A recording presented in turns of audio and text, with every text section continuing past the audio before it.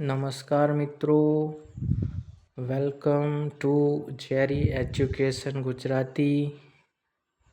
પદ્ધતિશાસ્ત્રના બીજા પ્રશ્નો લઈને આપણે આવી ગયા છે. ટાટ એસ અને એચએસ માટે પીવાયક્યુ સોલ્યુશન. હેતુ કેન્દ્રી પાઠ આયોજનનો અર્થ જણાવી તેના સોપાનોની સમજૂતી આપો. આ પ્રશ્ન મિત્રો પીવાયક્યુમાં પૂછાઈ ગયા છે, તો તમને અંદાજો પણ આવશે કે કેવા પ્રશ્નો પૂછાય છે. તો પરિચય જોઈએ. અધ્યાપન પ્રક્રિયાને અસરકારક, વ્યવસ્થિત અને પરિણામલક્ષી બનાવવા માટે શિક્ષક પાઠનું પૂર્વ આયોજન કરે છે. જ્યારે પાઠનું આયોજન નિર્ધારિત હેતુઓ કે કેન્દ્રમાં રાખીને કરવામાં આવે ત્યારે તેને હેતુ કેન્દ્રી પાઠ આયોજન કહેવામાં આવે છે. તો એનો પરિચય આપ્યો. હવે જોઈએ હેતુ કેન્દ્રી પાઠ આયોજનનો અર્થ.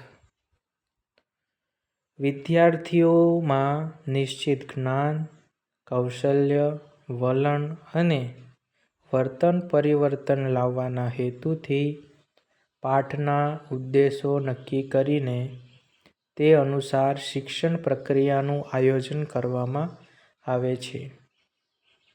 તેને હેતુ કેન્દ્રી પાઠ આયોજન કહેવામાં આવે છે. સરળ શબ્દોમાં કહીએ તો પાઠ શીખવ્યા પછી વિદ્યાર્થીઓ શું શીખે અને શું કરી શકે તે ધ્યાનમાં રાખીને કરાતું આયોજન એટલે હેતુ કેન્દ્રી પાઠ આયોજન. હવે મિત્રો આપણે હેતુ કેન્દ્રી પાઠ આયોજનના સોપાનો જોઈએ.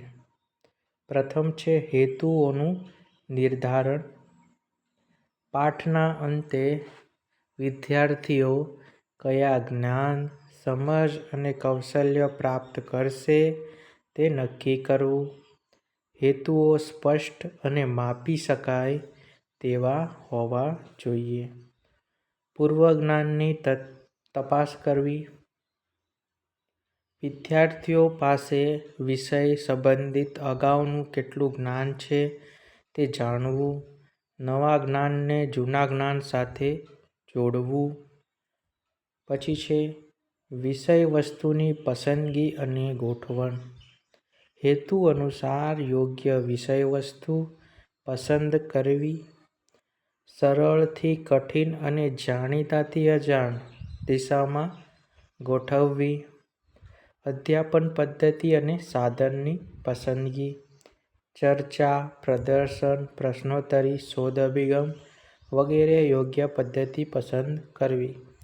ચાર્ટ, મોડેલ, આઈસીટી જેવા સાધનનો ઉપયોગ કરવો. અધ્યાપન પ્રક્રિયાનું અમલીકરણ.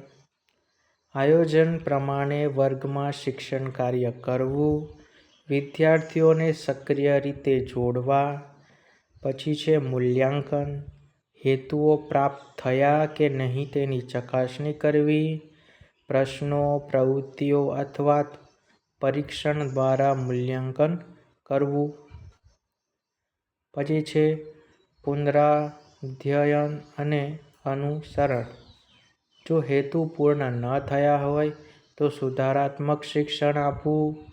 શીખેલા જ્ઞાનને મજબૂત બનાવવું.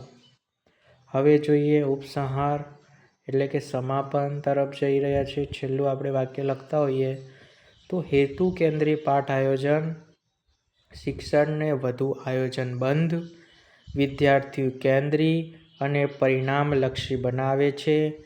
તે શિક્ષકને સ્પષ્ટ દિશા આપે છે અને વિદ્યાર્થીઓમાં ઇચ્છિત વર્તન પરિવર્તન લાવવામાં મદદરૂપ બને છે. તો મિત્રો આ હતો આપણો પ્રશ્ન હેતુ કેન્દ્રી પાઠ આયોજન પર. જો વિડીયો તમને આ ગમ્યો હોય તો લાઇક, શેર અને સબસ્ક્રાઈબ કરજો. આપણી આ ચેનલને આગળ વધારજો. હાઈપ બટન ઓપ્શન હશે એ ઓપ્શનનો ઉપયોગ કરી હાઈપ આપજો.